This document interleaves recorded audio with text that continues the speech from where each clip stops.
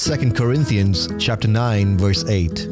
And God is able to make all grace abound to you, so that having all sufficiency in all things at all times, you may abound in every good work. As a kid, I remember getting ready to leave for school, and my mother would pray over me and ask that I would find favor in the sight of God and my teachers. Favor is another word for grace. Far too often we rely on the grace and favor we receive from people than we rely on God's grace. Relying on men is a sure way to find yourself in failure and disappointment. But God's grace is never a disappointment. In fact, God's grace is sufficient. It's everything that we need to get through in this life and in the one to come.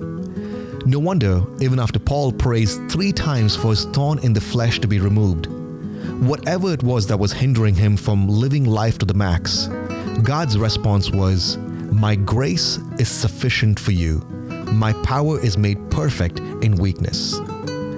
While we pray that we will find favor in the sight of our teachers, leaders, and authorities, let's not rely on the favor of men alone, but let His power be made perfect in our weakness as He pours out His grace on us.